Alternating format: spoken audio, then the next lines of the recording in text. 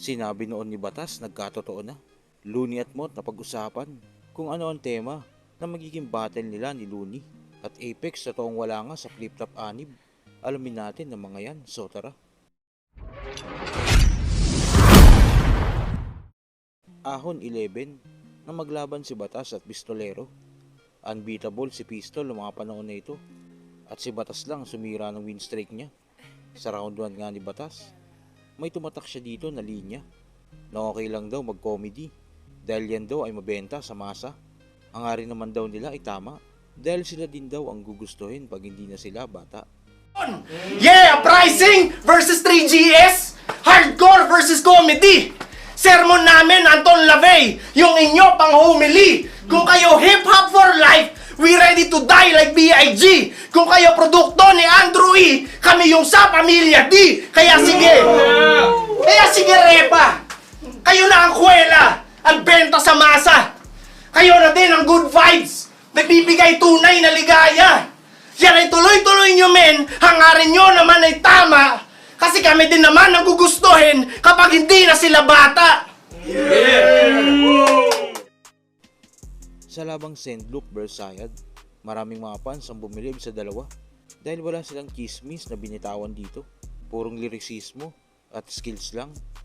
Lirisismo kanyang ritmong ginawa, sanhinang ningas, mabibisto pag apoy ang tinaya. Sa lumangoy nung binaha, tumataboy ng himala. Kung demonyo, sadya boy kang Bisaya, di ba? Sa kahapon ikay mahina, alalahanin mo nang ikay matuto. Ang di lumingon sa pinanggalingan ay pinugutan ko ng ulo. Apo ng apo ni David manlilimahin. Kahit gaano pa yan katotoo, baka pagkuntugin ko lang kayo ng putangin ng lolo mo! Baka magalit ka sa laban nyo ni GL. Di ako lumabas.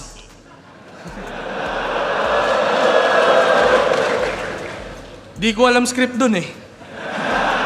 Ngayon ramdam mo ang kaba. Nag-choke yung idol ko sa harap ko, ikakahiya ko talaga. Lalaitin, sasapitin, kwento bukas na wala nang ingay yung likha at tulala na lang si Lucas. Ang lakas! Dalawa pa kayo, ang lakas ng lagnat. Kasi gumagas pang yung boses. Dapat dito palunukin ng tableta. Tableta ni Moises.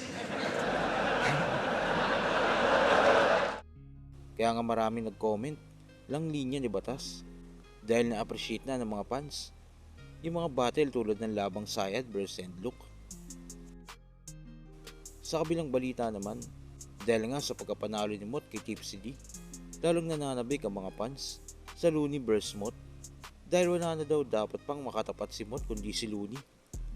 At saktong may linya pa si Mot kay Looney sa naging laban niya kay Tipsy D. Makituos! Laman ako ng hamunan. Kinukulit nila si boss na gusto ko matalo yan. Dinadarag nyo si Mot na yung postura humble lang. Di nga ako umaasta na Diyos, ang gusto ko yung tao lang. Pero alam kong nanggigigil na yan. Sa dami ng nag-aakala ngayon ako maiisahan. Yung poster ng ahon, di nyo ba naiispatan? Kung wala yung pari ng tugma, paano ako mabibinyagan? Gusto ko lamang bumalik kung saan ako nagsimula. Flip top kung gusto nyo akong binyagan, ilabas niyo yung pari ng tugma. Kaya lalong nakakapanabik ang matchup na ito. At siguradong maraming mag-i-expect ng mga batter up fans sa mangyari ito ngayong taon. Nagarap nga ang dalawa sa nakarang Flip Top Anniversary. At dito ay nagkabiroan kung anong tema ang gagawin nila sa magiging battle nila. Face off, Tomas. Face off. Face off. 10 years nang walang laban si Looney. Sa tingin mo? Go easy on me. Wala, hindi ko pa alam. Parang ano pa rin ako, parang pan pa rin. May 8 rounds na to eh, si Mot. Wala, yan, ano. May 8 rounds na yan.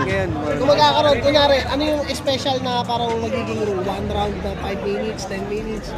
Ilang minutes dapat pagka ganyan? Pag ganyan laban? Pag ganyan dapat. Ikaw, tingin mo ba, hindi magiging dragging yung Draggy, pagkamatol? oo, ako naiinis ako pag masyadong mahaba yung battle eh. Yung isa yun sa mga ano ko eh. Parang pet peeve ko pag nanonood na pa. Tangina ba't ang haba ng round nito? Tangina to palabas. Ano to? Pero kung halimbawang iwa 1 minute ng 12 rounds, drag. Gusto mo yun? Hindi naman yan. Nabanggit mo yung kasi Oo, pwede pinapanood yun, kita gagi. eh. One Napanood minute, kita eh. parang Oh, bugbugan, boxing. no? Parang boxing. Napanood ko sa video. Ano sa Yung tingin ano mo eh. magiging ano kaya yun? Parang kita ko si Ninggol pe.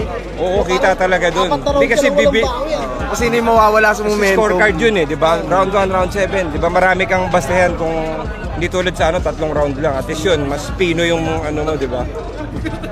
Ina, no? 7 round yung nakuha niya sa 3, di ba?